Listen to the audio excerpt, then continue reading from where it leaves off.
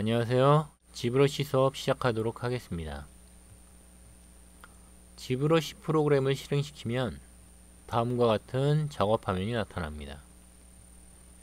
메뉴 설명에 앞서서 우선 지브러시 개념에 대하여 설명드리도록 하겠습니다.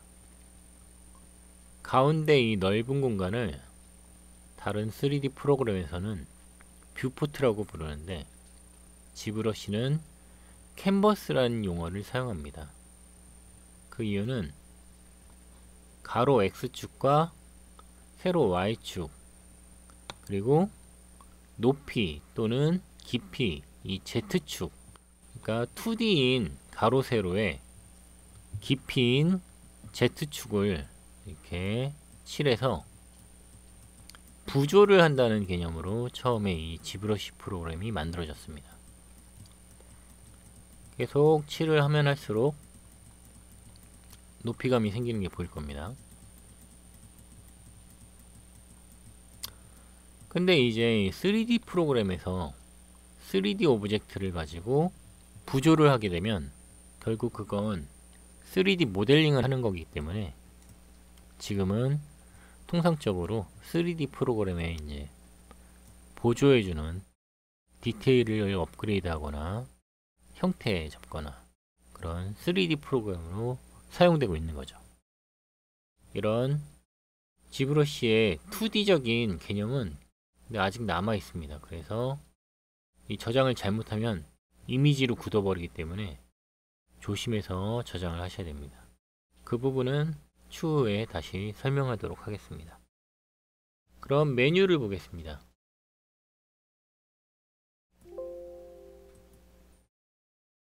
네, 제일 먼저 메뉴는 타이틀 바입니다.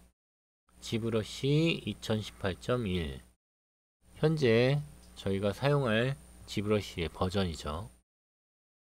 이 뒤쪽에 버전이 좀 달라지면은 지브러시 파일 작업했던 게 열리지 않을 수 있으니까 꼭 이 통일시켜서 작업을 하도록 하십시오. 그리고 다른 프로그램은 이 타이틀 바에 뭐 작업 중인 파일에 대한 정보가 나와 있는데 지브러시는 그런 게 나와 있지는 않습니다. 다음 메뉴. 메뉴가 쭉 있습니다. 근데 다른 프로그램하고 좀 다른 게 뭐냐, 일반적인 프로그램에서는 이 파일이 제일 먼저 앞으로 가 있는데 지브러시는 알파벳 순서대로, 여러분들도 내가 선택할 메뉴를 볼 때 알파벳 순서로 어떤 확인해서 보시면 됩니다. 그리고 이 공간을 셰프라고 부릅니다. 마야에서도 셰프가 있었는데 이 지브러시는 좀 더 넓게 쓰고 있어요. 이 탑 셰프는 현재 내가 작업을 하고 있는 툴에 대한 메뉴가 나와 있습니다. 그래서 뭐 그림을 칠하고 있거나 무브를 사용하거나 그 다음에 색칠을 한다거나 재질, 뭐 스컬핑을 하거나 브러쉬의 정보값도 이렇게 나와 있고요. 왼쪽은 레프트 셰프라고 해서 내가 현재 사용하고 있는 브러쉬, 그 다음에 스트로크를 어떤 걸 쓰고 있는가, 알파를 쓰고 있는지 텍스처를 쓰고 있는지, 재질은 어떤 걸 사용하고 있는지 이렇게 정보들이 나와 있습니다. 그리고 여기는 컬러 값이죠. 어떤 색깔을 어디서 쓰고 있는지 나와 있고요. 그 다음에 오른쪽은 이 뷰, 캔버스를 제어하는 그런 메뉴입니다. 그래서 스크롤 하게 되면 이렇게 캔버스 자체를 움직이는 거고요. 줌인을 하게 되면 캔버스를 확대하거나 축소하거나, 액처는 원래대로 돌려놓는 거고요. 그 다음에 이거는 이제 뭐 소실점을 적응한다거나 바닥면을 보거나, 그리고 이 부분은 캔버스 자체에 대한 통제고요. 이거는 이쪽은 캔버스 안쪽에서 이 뷰를 통제하는 기능입니다. 그래서 물체를 움직이거나 물체를 확대 축소, 회전하거나 물체의 와이어프레임을 보거나 엑스레이를 보거나 그런 기능들이 이쪽에 있습니다. 그리고 셰프 외에도 트레이라는 게 또 있습니다. 그래서 여기를 더블 클릭하시면 이렇게 공간이 하나 더 나오게 되죠. 이쪽은 레프트 트레이로서 브러쉬가 지금 나와 있는데, 여러분이 다른 메뉴, 이 메뉴를 트레이에 끌어다 쓸 수 있는데, 이 전원 버튼을 누르면 사라집니다. 이 전원 모양으로 생겼죠. 그리고 난 알파를 끌어다 놓고 쓰고 싶다. 그때는 전원 부분, 전원 모양 아이콘을 끌어다 딱 가져다 놓으면 쓸 수 있고요. 나는 브러쉬도 쓰고 싶다. 이렇게 중복으로도 사용할 수가 있습니다. 실제적으로 왼쪽은 잘 안 쓰고요. 이 오른쪽 라이트 트레이에는 기본적으로 툴에 대한 메뉴들이 나와 있습니다. 그리고 아래쪽에도 이렇게 트레이가 있는데 거의 사용하진 않죠. 네, 일단 좀 간단하게 메뉴랑 UI에 대한 설명을 드렸고요. 실제적으로 작업을 하면서 더 자세한 설명은 드리도록 하겠습니다. 이번에는 오브젝트를 생성하고 편집하는 방법에 대하여 알아보도록 하겠습니다. 자, 캔버스 오른쪽 라이트 트레이에 이제 거의 항상 툴 메뉴가 나와 있다고 했습니다. 이 툴 메뉴에 밑에 보면 이 금색으로 S 모양 아이콘이 이렇게 있어요. 이 아이콘을 클릭하시면 이런 팝업 메뉴가 나옵니다. 이 팝업 메뉴는 기본적으로 G브러쉬에서 제공하는 이런 도형들이 있어요. 여기서 우리가 제일 많이 쓸 거는 이 스피어 3D이기 때문에 스피어 3D를 선택하겠습니다. 네, S랑 스피어랑 바뀌었죠. 자, 그리고 나서 이제 캔버스에서 드래그를 쭉 해주시면 이 스피어가 나타났죠. 근데 뭐 좀 해볼까 해서 스피어를 클릭했더니 계속 이렇게 공만 만들어지고 있습니다. 이 왜 이러냐면은 지금은 이 생성 모드예요. 생성 모드 오브젝트. 그래서 계속 생성만 되는 거고요. 뭔가 좀 해보려면은 편집 모드로 들어가야 되는데, 그게 바로 이 위에 있는 에딧입니다. 에딧. 단축키는 알파벳 T고요.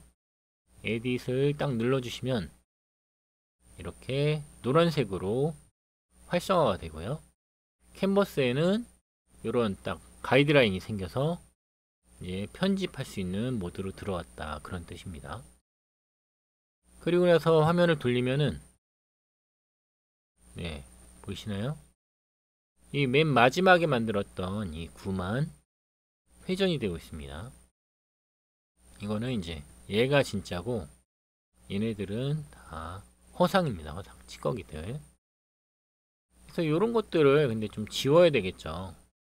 그거는 단축키 컨트롤 N을 누르면 이렇게 사라지게 됩니다. 그래서 이제 마지막에만 남은 이 녀석만 가지고 이제 작업을 하는 거죠. 그리고 이제 물체를 좀 크게 보려면은 단축키 F를 누르셔서 물체가 화면에 이렇게 딱 차게 해주시면 되고요. 그리고 또 뭘 좀 해볼까 해서 클릭을 했더니 이런 메시지가 또 나오게 되죠. 뭐 이 메시지의 내용은 To enable sculpting, 편집을 하고 싶으면 이 물체를 3D로 변환해야 되는데, 그러려면 이 Make Polymesh 3D 버튼을 눌러라, 그런 뜻입니다. 이 Make Polymesh 3D 버튼은 어디 있느냐, 이 툴 메뉴에 보면 여기 있어요. Make Polymesh 3D라고 적혀 있죠. 그래서 한번 딱 눌러 보겠습니다. 이걸 누르게 되면은 지금 요거는 이제 생성에 해당되는 툴 메뉴이고요. 얘를 누르면 예, 이렇게 메뉴가 싹 바뀌어 보이죠. 이거 이제 이것들은 편집에 관련된 메뉴라서 메이크 폴리메시 3D를 누르면 이제 편집에 해당하는 메뉴들로 전환된 겁니다. 그리고 이제 딱 뭔가를 했더니 예, 이렇게 스컬핑이 되기 시작하죠. 입입니다. 입.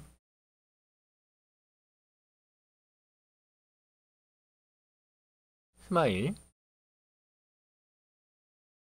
이렇게 모델링을 이제 할 수 있어요.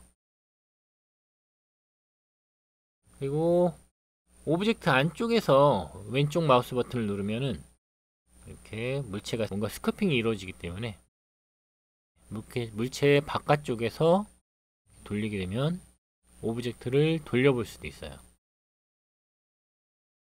이런 뷰 컨트롤하는 방법은 좀 이따 배울 건데, 어쨌든 이렇게 돌려가면서 물체를 돌려보면서 스컬핑을 또 할 수 있고요. 이제는 실제적으로 이 지브러시 안에서 오브젝트 생성하는 방법도 있지만, 여러분이 다른 3D 프로그램에서 어떻게 오브젝트를 가져오는지 그 부분도 한번 보도록 하겠습니다. 마야를 딱 켜시고 샘플 파일 열어보겠습니다. 예, 이렇게 꼬맹이 클래스보이가 나왔고요. 이 머리 얼굴을 좀 변형하고 싶어서 지브러시로 가져가고 싶은데, 그럴 때 어떻게 하느냐, 파일에 보면 익스포트 셀렉션이 있죠. 익스포트 셀렉션을 딱 누르시면 네, 바탕화면으로 내보낼 수가 있는데, 이 3D의 공통적인 OBJ 포맷인데 여기 OBJ 포맷이 지금 없어요. 그래서 OBJ 포맷은 윈도우 세팅 프리퍼런스 플러그인 매니저, 여기 가시면 네, 위에서 쭉 내리시면 5로 시작하는 예, 여기 있네요. OBJ 익스포트가 이렇게 있습니다. 이 둘 다 활성해 주시고 꺼 주신 다음에 파일 익스포트 셀렉션 데스크탑에 보이 언더바 헤드 이렇게 적었습니다. 포맷, 예, OBJ 포맷 나와 있죠. 익스포트 셀렉션 누르시면 이제 지브러시에서 도큐먼트 뉴 세신이죠. 세신을 열고, 여기 보면 툴 메뉴에 임포트가 있습니다. 임포트, 아까 마야에서 봤던 익스포트는 여기 있죠. 임포트는 불러오는 거니까 예, 보이 헤드 딱 나왔습니다. 열기 하시면 네, 이렇게 보이를 헤드를 드래그 할 수 있죠. 당연히 아직 편집 모드가 아니기 때문에 생성만 되고 있고요. 에딧을 누르면 네, 마지막 생성했던 헤드가 이렇게 돌아가고, 이 잔상 찌꺼기들은 컨트롤 N을 눌러서 지우시면 되고요. 예, 이런 뷰에 대한 컨트롤이라든가 조작법 같은 경우는 따로 배우도록 할 거고, 지금은 불러오는 것만 좀 해보도록 할 거니까 이렇게 불러오는 거, 그리고 작업이 끝났을 경우는 익스포트로 다시 OBJ로 이렇게 내보낼 수 있다는 거, 이렇게 해서 오브젝트를 생성하거나 그리고 다른 물체를 프로그램에서 불러오거나 이런 방법에 대하여 알아봤습니다. 한번 만져보도록 하십시오. 계속해서 화면을 제어하는 방법을 알아보도록 하겠습니다. 네, 캔버스를 돌리는 방법은 마우스 왼쪽 버튼이나 오른쪽 버튼을 사용합니다. 그래서 돌리시면 잘 돌아가죠. 오른쪽 버튼을 눌러도 잘 돌아가는데 좀 차이가 있습니다. 무슨 차이가 있느냐, 마우스 왼쪽 버튼은 이 오브젝트 위에서 돌리게 되면은 이렇게 스컬핑이 돼 버리기 때문에 이 부분이 좀 안 좋아요. 그래서 특히나 물체가 이렇게 꽉 차 있을 때는 이런 빈 공간에서만 돌려야 되는 제약이 있습니다. 그래서 저 같은 경우는 마우스 오른쪽 버튼을 돌리면 물체 위에서도 얼마든지 돌려볼 수가 있어요. 그리고 지금 하는 방법은 타블렛이 없다는 가정하에서 하는 방법입니다. 마우스만 가지고 하는 거고요. 이 타블렛의 지브러시에서 모델링 할 때는 타블렛이 반드시 필요하니까 여러분 꼭 타블렛을 준비하도록 하시고요. 타블렛으로도 돌리는 방법은 큰 차이는 없으니까 한번 깔아보신 다음에 돌려보도록 하십시오. 저 같은 경우 마우스 오른쪽 버튼을 이용해서 물체를 회전하고요. 그 다음에 회전을 하던 중간에 내가 원하는 뷰, 이렇게 프론트 뷰라든가 사이드 뷰, 아니면 뭐 탑 뷰, 이렇게 정확한 뷰를 보고 싶을 때는 돌리는 중간에 Shift를 눌러주시면은 이 카메라, 내가 지금 보고 있는 카메라가 가장 가까운 지점의 측면, 정면이나 측면을 이렇게 돌려볼 수가 있어요. 네, 딱 고정이 돼서 픽스가 돼서 90도 간격으로 딱딱딱 끊어지면서 돌아가는 게 보이시죠? 이렇게 Shift를 누르면 정면이나 측면을 볼 수 있다는 거고요. 그 다음에 컨트롤 누르고 마우스 오른쪽 버튼을 움직이면 줌인과 줌아웃이 가능합니다. 컨트롤을 사용하고요. 그 다음에 Alt를 누르고 마우스 오른쪽 버튼을 누르면 이렇게 카메라를 좌우로 위아래로 이렇게 이동할 수가 있습니다. 그래서 Shift는 정확하게 측면이나 정면, 컨트롤은 줌인, 줌아웃, 그리고 Alt는 카메라 이동, 이렇게 해서 뷰를 여러분이 원하는 뷰로 바꿀 수가 있습니다. 지금은 오브젝트가 하나이지만은 오브젝트가 여러 개가 있을 때는 F를 누르시면은 처음에는 이 선택한 오브젝트만 확대가 되고 다시 F를 누르면 전체를 다 볼 수 있습니다. 마야에서 F와 A 같은 거죠. 하지만 지브러시에서는 F로 모든 거 한 번 누르면 선택한 오브젝트만, 한 번 더 누르면 전체를 이렇게 오갈 수도 있습니다. 뷰를 한번 또 만져보도록 하십시오. 언두와 리두에 대하여 설명하겠습니다. 언두와 리두를 설명하기 위해서 잠깐 작업을 좀 해볼게요. 이 툴 메뉴에 지오메트리를 열고 디바이드라는 걸 해보겠습니다. 이 디바이드는 마야의 스무스 같은 기능이에요. 그래서 면을 점점 늘려가면서 부드럽게 형태를 바꿔주는 거죠. 예. 이 디바이드를 여러분 너무 많이 쓰게 되면은 컴퓨터가 사양에 따라 버퍼링이 걸릴 수 있기 때문에 한 저 같은 경우는 뭐 아주 디테일한 작업을 하지 않을 경우 한 4단계 정도만 진행하고 작업을 합니다. 이 상태가 되면 이 형태를 더 많이 다듬을 수가 있죠. 뭐 뺨을 좀 더 부드럽게 한다거나, 네, 부드러진 거 보이시죠? 뭐 이마에 뿔을 만든다거나, 헬보이 같네요, 헬보이.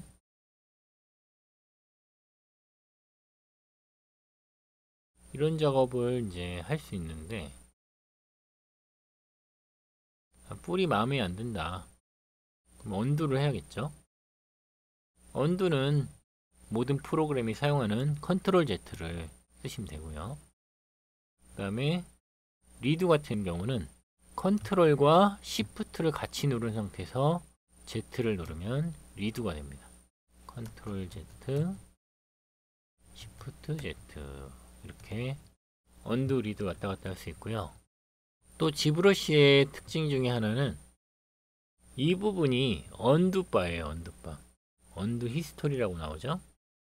그래서 이 바를 움직이게 되면은 내가 작업한 내용들을 이렇게 언두와 리드에 대한 내용을 직관적으로 볼 수가 있습니다. 근데 뭐 지금은 언두를 몇 번 안 했기 때문에 메모리가 그렇게 많이 할당이 안 돼서 쉽게 왔다 갔다 하지만, 여러분이 작업을 하다 보면 언두 히스토리가 엄청 많이 쌓이기 때문에 작업을 하다가 실수로 이런 걸 딱 건들면 갑자기 오브젝트가 이렇게 과거로 돌아가 버릴 때가 있어요. 그러니까 이런 부분은 좀 조심해서 사용하셔야 되고요. 그리고 이 서브 트리라는 메뉴는 약간 포토샵의 레이어랑 비슷한 개념입니다. 그래서 오브젝트를 레이어처럼 여러 개 갖다 놓고 쓸 수 있는 그런 메뉴인데, 듀플리케이트를 누르면 하나 복사할 수가 있어요. 그래서 오브젝트가 이제 두 개가 생겼는데, 이 오브젝트마다 히스토리가 칸이 다르죠. 그러니까 지브러시에서는 히스토리를 각 오브젝트별로 저장하기 때문에, 나는 지금 복사한 녀석, 얘는 히스토리가 없죠. 복사를 했기 때문에. 얘를 선택하면은 아무리 언두를 해도 더 이상 돌아가지가 않아요. 그렇기 때문에 내가 작업한 녀석을 선택하고 언두를 실행해야지 이렇게 언두가 적용된다는 거. 이 부분을 좀 유의하셔야 됩니다.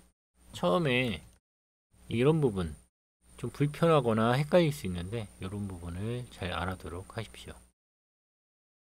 그리고 또 하나, 이 아랫부분에 보시면 머지란 메뉴가 있습니다.